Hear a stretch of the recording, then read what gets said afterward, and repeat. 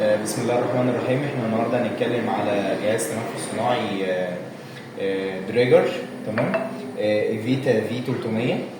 ده زرار، ده الشاشه بتاعتي طبعا، ده الانديكيتور بتاع الالارم بتاعي. تمام.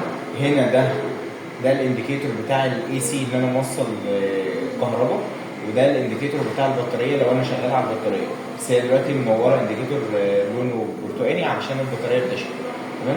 ده السايلنت بتاعي وده النوب. هنبدا نفتح كده. تمام.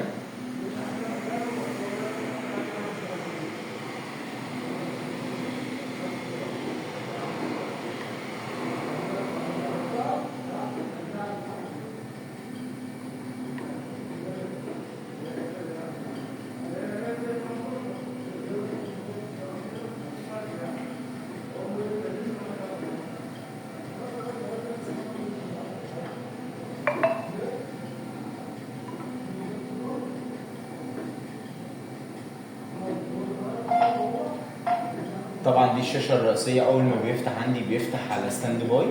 تمام.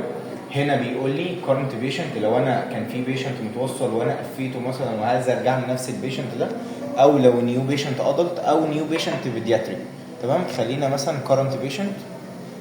هو كده فتح لي على نفس البرامترز اللي انا كنت ظابطها. تمام.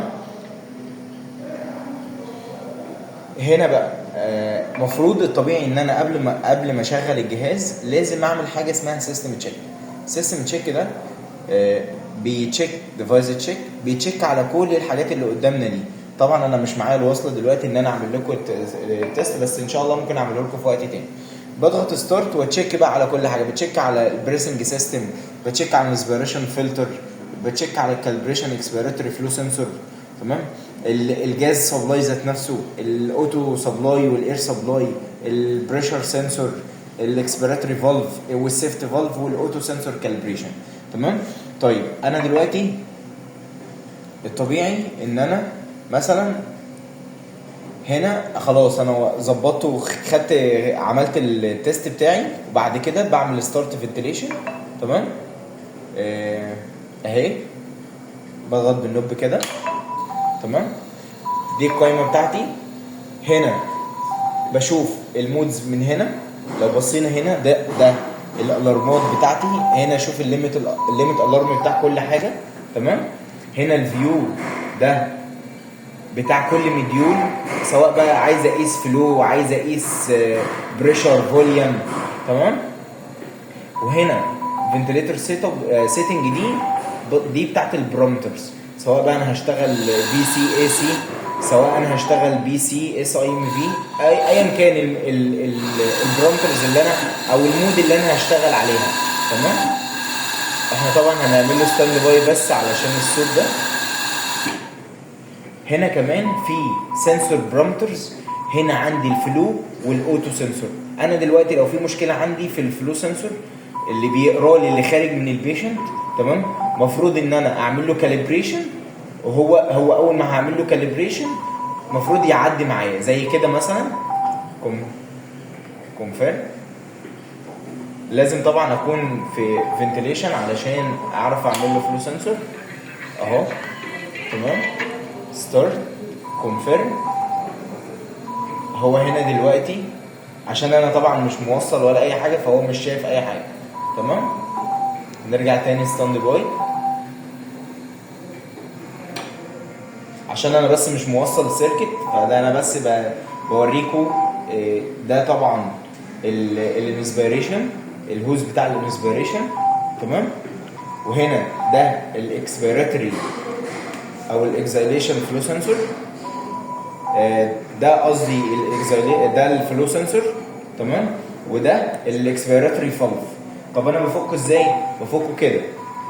طبعا في علامه قفل اهو، وهو كده مقفول. لو لفيته كده هيتفتح، هيخرج معايا. لازم اخد بالي دايما من الديافرام ده، عشان الديافرام ده هو اللي مسؤول عن في وقت البيشنت سيركت وفي وقت الانسبيريشن بيقفل علشان ما يخرجش حاجه بره، ووقت الاكسبيريشن بيفتح علشان يخرج على الفلو سنسور. تمام. طبعا ده الجزء ده اللي بعمل منه نوبلايزر. تمام. هنا نبص كده.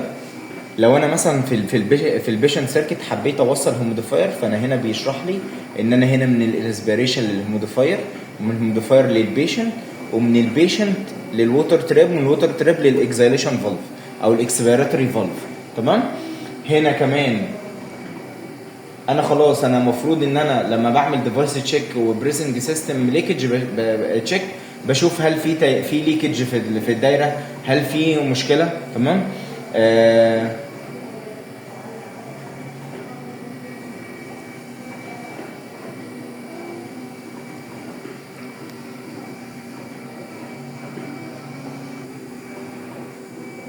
بصوا كده برضو ده الفلو سنسور بتاعنا زي ما اتفقنا، ده شكل الفلو سنسور بتاعنا. تمام. لازم نتاكد ان هو سليم. طب نتاكد ان هو سليم ازاي؟ لو بصينا جوه كده في حاجه كده زي سلك او حاجه من جوه، بصوا كده. تمام. ده كل اتنين متوصلين مع بعض، لو في حاجه منهم اتقطعت واتفصلت عن التانيه كده الفلو سنسور ده باظ ومحتاج يتغير. اما بقى لو مش نضيف او حاجه محتاج يتعقم ويرجع يشتغل تاني. ده اللي مسؤول عن القرايات اللي خارجه من البيشنت زي ما قلنا قبل كده في الفنتليتور الكير سكيب. تمام. بيركب كده وبعدين بيتزق لجوه في الاكزايليشن في الاكسبيراتوري فالف.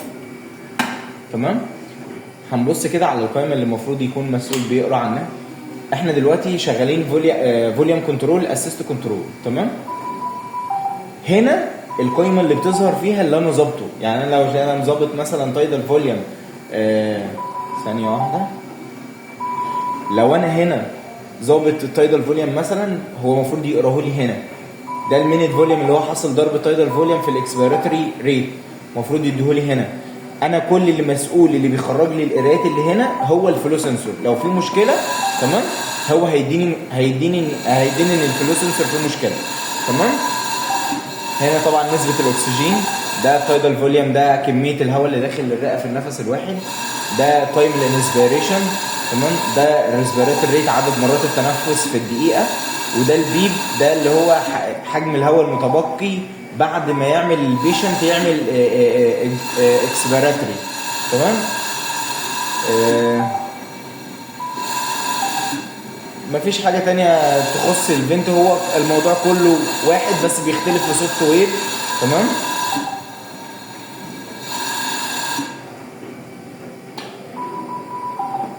وكده نكون اتكلمنا على الفنتليتور الدريجر الفيتا في 300.